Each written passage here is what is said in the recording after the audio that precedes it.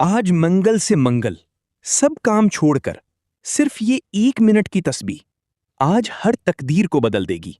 مغرب سے پہلے پہلے ہر حاجت پوری ہو جائے گی۔ بسم اللہ الرحمن الرحیم۔ السلام علیکم محترم ناظرین۔ آج منگل کے دن بزرگوں کا بتایا ہوا عمل استغفر اللہ اور اللہ الصمد کو مخصوص طریقے سے پڑھنے سے اللہ والوں کا کہنا ہے کہ آپ جس حاجت جس مقصد کی نیت کر کے بیٹھیں گے، مصلے سے اٹھنے سے پہلے اللہ آپ کے ہر مقصد میں کامیابی کو یقینی بنا دے گا۔ یہ یقین کامل کی بات ہے۔ منگل کے دن تقدیر کے فیصلے ہوتے ہیں۔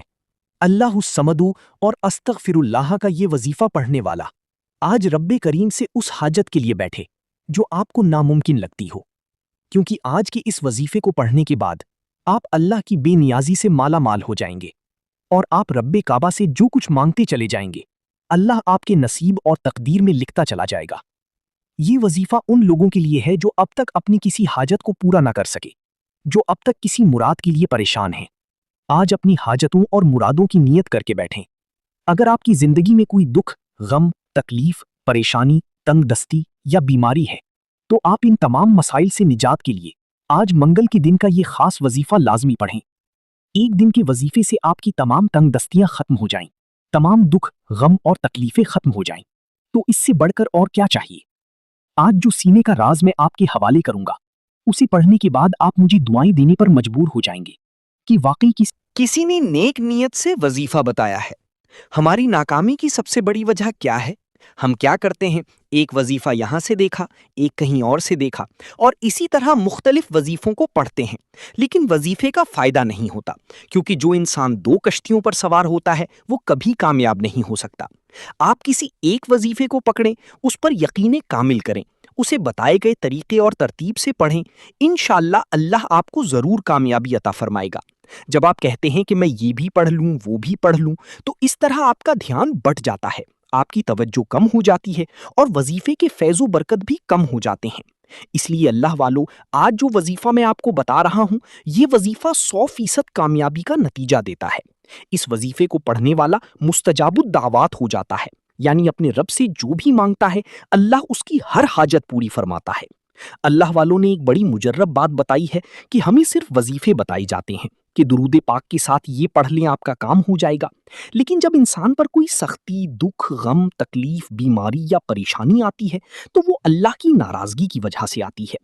جب اللہ آپ سے ناراض ہو جاتا ہے تو آپ دنیا میں بھی ناکام ہو جاتے ہیں اور آپ کی آخرت بھی خراب ہو جاتی ہے۔ اگر آپ کی کام رکتی جا رہی ہیں، آپ کی کامیابی ہاتھوں سے نکلتی جا رہی ہے، آپ کے بگڑے کام بگڑتی جا رہی ہیں، آپ دن رات محنت و مشقت کے باوجود کامیاب نہیں ہو رہے، ہر قدم پر ناکامی آپ کے سامنے کھڑی ہو جاتی ہے، ناکامی آپ کا سب سے بڑا دشمن بن چکی ہے، آپ جس چیز میں ہاتھ ڈالتے ہیں وہ نقصان ہو جاتا ہے، تو سمجھ لیں کہ اللہ آپ سے ناراض ہے۔ یہ اللہ کی ناراضگی کی سب سے بڑی علامت ہے۔ جب آپ کوشش کریں اور کامیابی آپ کے ہاتھوں سے نکل جائے تو پہلے اللہ کو راضی کریں۔ تب تک وظیفوں کا کوئی فائدہ نہیں ہوتا جب تک آپ اپنے رب سے اپنے گناہوں کی توبہ نہ کریں۔ آج منگل کے دن استغفر اللہ اور اللہ الصمد کا یہ خاص وظیفہ میں آپ کے حوالے کروں گا، جسے آپ نے منگل کے دن بتائے گئے طریقے اور ترتیب سے لازمی پڑھنا ہے۔ انشاءاللہ نتیجہ دیکھ کر آپ خود حیران ہو جائیں گے کہ اللہ کو منانا کتنا آسان ہے۔ وضو کر کے مصلی پر بیٹھیں، سب سے پہلے اللہ کی حبیب نبی کریم صلی اللہ علیہ وآلہ وسلم کی ذاتی مبارکہ پر درود پاک پڑھ کر وظیفے کا آغاز کریں۔ درود پاک کم از کم 3 بار، زیادہ سے زیادہ 11 بار پڑھیں۔ اگر ممکن ہو تو نماز والا درود ابراہیمی پڑھیں۔ ایک بار ثواب کی نیت سے میرے ساتھ بھی پڑھیں۔ اللہم صلی علی محمد وعلی آل محمد کما صلیت علی ابراہیم وعلی آل ابراہیم انک حمید مجید۔ اللہم بارک علی محمد وعلی آل محمد کما بارکت علی ابراہیم وعلی آل ابراہیم انک حمید مجید۔ وظیفہ شروع کرنے سے پہلے اعتکاف کی نیت کریں، یعنی اس دوران کسی سے بات نہ کریں اور نہ کوئی آپ سے بات کرے۔ یہ اللہ والوں کی کامیابی کا پہلا راز ہے، دنیا سے تعلق ختم کر کے اللہ کے سامنے حاضر ہوں۔ یہ وظیفہ منگل کے دن صبح فجر کی نماز کے بعد، ظہر، عصر، مغرب، عشاء یا تہجد کے وقت پڑھ سکتے ہیں، لیکن منگل کے دن یہ وظیفہ لازمی پڑھیں۔ خواتین خاص ایام میں یہ وظیفہ نہ پڑھیں کیونکہ اس کی تاثیر نماز کے بعد ہے۔ اگلے منگل کو پڑھ لیں۔ اپنے مقصد کی نیت کریں، چاہے وہ بیماری، قرض، رشتوں کی مشکلات، کاروبار میں ترقی یا کوئی اور حاجت ہو، اپنی حاجت کو ذہن میں رکھ کر رب کے سامنے گڑ گڑائیں کہ اے مولا، اس حاجت کے لیے تیرے در پر آیا ہوں۔ تو نے کہا کہ کسی اور سے مانگوں تو ناراض ہو جائے گا، آج تیری بے نیازی مانگتا ہوں۔ درود پاک پڑھنے کے بعد اعوذ باللہ من الشیطان الرجیم اور بسم اللہ الرحمن الرحیم پڑھیں۔ 11 بار استغفر اللہ پڑھیں۔ اپنے کبیرہ و صغیرہ گناہوں کی ندامت کے ساتھ توبہ کریں۔ کہیں اے میرے مالک، میں نہیں جانتا کہ میں کس گناہ کی پکڑ میں ہوں، میرے تمام گناہ معاف فرما، مجھ سے راضی ہو جا۔ نیت کریں کہ آئندہ کوئی ایسا کام نہیں کروں گا جس سے اللہ اور اس کا حبیب ناراض ہوں۔ اللہ والو، آپ کو ان میں سے کوئی پریشانی تو نہیں؟ کوئی پریشانی نہ ہونے کے باوجود بھی دل اداس رہنا، ان گنت فکر مندیاں، لامحدود دشواریاں، بیماری و تنگ دستی، بے اولادی، پیداوار میں کمی، کاروبار کی ناکامی، گناہوں کا پچھتاوا اور پشیمانی، بیٹی بیٹیوں کی شادی میں رکاوٹ، رزق میں کمی، ناکام مستقبل کا دھڑکا، نماز و عبادت میں دل نہ ڈالنا، خاندانی مسائل، پریشانیوں کا بوجھ، نوکری کا نہ ملنا۔ لیجئے، ان تمام مسائل کا حل آپ کی خدمت میں پیش ہے، اور وہ ہے کثرت سے استغفار کرنا۔ جی ہاں، کثرت استغفار سے جہاں گناہوں کی معافی ہوتی ہے، وہاں دنیا کے سارے مسائل حل ہوتے ہیں۔ قرآن پاک کی یہ آیت ملاحظہ فرمائیں، سورہ نوح آیات 10 تا 12۔ فَقُلْتُ اسْتَغْفِرُوا رَبَّكُمْ إِنَّهُ كَانَ غَفَّارًا يُرْسِلِ السَّمَاءَ عَلَيْكُمْ مِدْرَارًا وَيُمْدِدْكُمْ بِأَمْوَالٍ وَبَنِينَ وَيَجْعَلْ لَكُمْ جَنَّاتٍ وَيَجْعَلْ لَكُمْ أَنْهَارًا۔ ترجمہ: پھر میں نے کہا کہ اپنے رب سے استغفار کرو، بے شک وہ بہت بخشنے والا ہے، وہ تم پر آسمان سے خوب بارش برسائے گا اور تمہیں مال اور اولاد سے مدد دے گا اور تمہارے لیے باغات بنائے گا اور تمہارے لیے نہریں جاری کر دے گا۔ سرکار دو عالم حضرت محمد مصطفیٰ صلی اللہ علیہ وسلم کا ارشاد مبارک سنیے۔ حضرت ابن عباس رضی اللہ تعالی عنہ سے روایت ہے کہ حضور اکرم صلی اللہ علیہ وسلم نے ارشاد فرمایا، جو شخص استغفار میں لگا رہے، اللہ تعالیٰ اس کے لیے ہر دشواری سے نکلنے کا راستہ بنا دیں گے اور ہر فکر کو ہٹا کر کشادگی فرما دیں گے، اور اس کو ایسی جگہ سے رزق دیں گے جہاں سے اس کو دھیان بھی نہ ہوگا۔ اب اسلاف کی ایک حکایت بھی سنیے۔ حضرت حسن بصری رحمت اللہ علیہ سے کسی نے قحط سالی کی شکایت کی، یعنی بارش نہ ہونے کی، تو انہوں نے فرمایا استغفار کرو۔ دوسرے نے تنگ دستی کی شکایت کی تو اس کو بھی فرمایا استغفار کرو۔ تیسرے آدمی نے اولاد نہ ہونے کی شکایت کی تو اس کو بھی فرمایا استغفار کرو۔ چوتھے نے شکایت کی کہ زمین میں پیداوار نہیں ہے تو ان کو بھی فرمایا استغفار کرو۔ اب علماء حق کی بھی سنیے، وہ لوگوں کے مسائل کا کیا حل پیش کرتے ہیں۔ ایک شخص نے آ کر عرض کی، میرا مسئلہ یہ ہے کہ میں نے اپنی زندگی میں بہت گناہ کیے ہیں، جھوٹ، دھوکہ اور دوسرے گناہ کبیرہ، زندگی کا ہر گناہ کیا ہے۔ میں توبہ کرنا چاہتا ہوں، لیکن ڈر لگتا ہے کہ میرے گناہوں کا سب کو پتہ چل جائے گا تو کیا ہوگا، کون میرے ساتھ شادی کرے گا۔ دوسرا مسئلہ یہ ہے کہ مجھے نوکری نہیں مل رہی اور میں نے کچھ رقم قرض لی تھی، اب کوئی ایسا راستہ نہیں کہ میں وہ رقم واپس کر سکوں، پلیز میری مدد فرمائیے۔ انہوں نے جواب دیا، آپ سچے دل سے روتے ہوئے توبہ کریں اور آئندہ ایسی زندگی سے بچنے کی نیت کریں، اور صبح و شام 3 دفعہ یہ ورد کریں، استغفر اللہ الذی لا الہ الا هو الحی القیوم واتوب الیہ۔ ایک اور بہن نے سوال کیا، ہم 6 بہنیں ہیں اور 2 بھائی، 2 بہنوں کی شادی 10 سال پہلے ہوئی تھی، اس کے بعد اب ایک بہن کی شادی ہوئی ہے اور باقی ہم 3 رہ گئی ہیں۔ جو بھی رشتہ آتا ہے بات بنتے بنتے رہ جاتی ہے، برائے مہربانی اس کا حل بتائیے۔ انہوں نے فرمایا، شادی بیاہ کے معاملات اللہ تبارک و تعالیٰ کے ہاتھ میں ہوتے ہیں، اگر کوئی تنگی آ جائے تو کثرت سے استغفار اور توبہ کرنے سے وہ تنگی دور ہو جاتی ہے۔ آپ صبح و شام 3 دفعہ یہ ورد کیا کریں، اللہ خیر کرے گا۔ استغفر اللہ الذی لا الہ الا هو الحی القیوم واتوب الیہ۔ ایک اور شخص نے عرض کی، ہر وقت دل اداس اور پریشان رہتا ہے، حالانکہ کوئی ٹینشن بھی نہیں۔ فرمایا، نماز پنجگانہ پابندی سے ادا کیا کریں، صبح و شام 3 دفعہ یہ ورد کریں، استغفر اللہ الذی لا الہ الا هو الحی القیوم واتوب الیہ۔ ایک بھائی نے عرض کیا، میرا بھائی پہلے نماز پڑھتا تھا، نماز کے وقت ہونے سے آدھا گھنٹہ پہلے چلا جاتا تھا، لیکن اب وہ نماز پڑھنے بھی نہیں جاتا، اور ابا ابو بیمار ہیں، لگتا ہے نظر لگ گئی ہے، آپ یہ دعا بتا دیں۔ اس اللہ والے نے جواب دیا، آپ اپنے بھائی کو باقاعدگی سے دوبارہ نماز ادا کرنے کی تلقین کریں اور کثرت سے توبہ و استغفار کریں۔ اللہ تعالیٰ آپ کے معاملات سنوار دیں گے۔ ایک بہن نے عرض کیا، میری دوست کا بیٹا دبئی میں نوکری کے لیے گیا، وہاں ایک جھوٹی کیس میں گرفتار ہو گیا۔ 1 ماہ ہونے کو ہے پر کوئی سنوائی نہیں ہو رہی۔ اس کا کفیل رات کو کہتا ہے کہ میں آؤں گا تو صبح کو نہیں آتا، کوئی وظیفہ بتائیے تاکہ اس بیچاری کی رہائی ممکن ہو۔ تو اللہ والوں نے اسے بتایا اس کی گھر والوں کو چاہیے کہ سب مل کر صبح و شام 3 دفعہ یہ ورد کریں، استغفر اللہ الذی لا الہ الا هو الحی القیوم واتوب الیہ۔ بسم اللہ الرحمن الرحیم۔ شروع اللہ کے نام سے جو بڑا مہربان اور نہایت رحم کرنے والا ہے۔ السلام علیکم ورحمۃ اللہ وبرکاتہ۔ محترم ناظرین کرام، آؤ مل کر نبی کریم صلی اللہ علیہ وسلم پر درود پاک پڑھیں۔ اللہم صلی علی محمد وعلی آل محمد کما صلیت علی ابراہیم وعلی آل ابراہیم انک حمید مجید۔ اللہم بارک علی محمد وعلی آل محمد کما بارکت علی ابراہیم وعلی آل ابراہیم انک حمید مجید۔ لوگ دشواریوں کو ختم کرنے اور تفکرات سے نجات پانے اور رزق حاصل کرنے کے لیے نہ جانے کیا کیا جتن کرتے ہیں، لیکن استغفار میں نہیں لگتے، جو کہ بہت آسان نسخہ ہے جس پر اللہ تعالی اور اس کے رسول کریم صلی اللہ علیہ وسلم کا وعدہ ہے کہ استغفار میں لگنے والا بندہ مذکورہ فوائد حاصل کرے گا۔ دیگر مستغفرین، تائبین اور استغفار کرنے والوں کے لیے بھی انہی انعامات کا وعدہ فرمایا گیا ہے جو متقین کو عطا ہوں گے۔ لہٰذا ہمیں گناہوں پر سچے دل سے استغفار کرنا چاہیے تاکہ ہم بھی مذکورہ انعامات کے مستحق ہو سکیں۔ اسی لیے آج منگل کے دن جو وظیفہ میں آپ لوگوں کے لیے لے کر آئی ہوں، اس میں آپ نے اس درودی پاک کو پڑھنا ہے۔ سب سے پہلے درودی پاک پڑھنے کے بعد اعوذ باللہ من الشیطان الرجیم بسم اللہ الرحمن الرحیم پڑھ کر اپنے مقصد کی نیت کریں۔ اپنے مقصد کی نیت کرنے کے بعد آپ نے استغفر اللہ صرف اتنا چھوٹا سا استغفر اللہ استغفر اللہ استغفر اللہ استغفر اللہ علم بار پڑھنا ہے۔ آپ ہاتھ کی انگلیوں پر پڑھ لیں یا تسبیح کے دانوں پر پڑھ لیں۔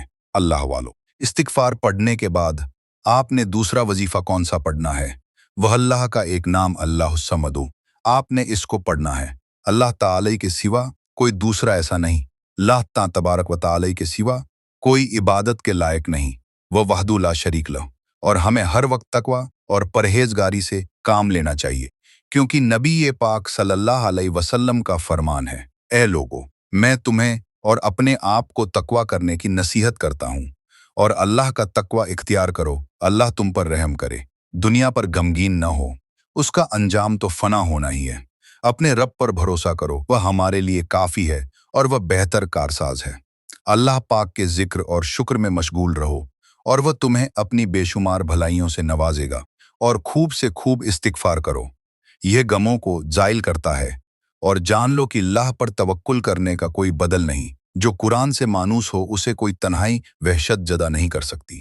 اللہ والو، جو آج میں آپ کو صورت بتانے والی ہوں، یہ صورت پریشانیوں کو دور کرنے والی، رزق کو بڑھانے والی، مشکلات کو آسان کرنے والی اللہ تبارک و تعالی کی محبوب ترین صورت ہے۔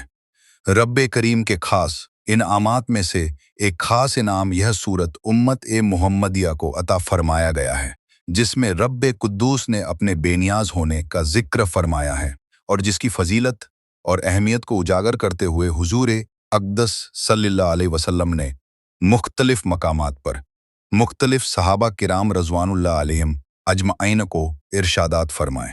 حضرت ابو دردہ رضی اللہ تعالی عنہ سے مروی ہے کہ تاجدار مدینہ صلی اللہ علیہ وسلم نے فرمایا، تم میں سے کوئی شخص رات میں تہائی قرآن کیوں نہیں پڑھتا؟ صحابہ کرام رضوان اللہ علیہم اجمعین نے عرض کیا، کوئی شخص تہائی قرآن کیسے پڑھ سکتا ہے؟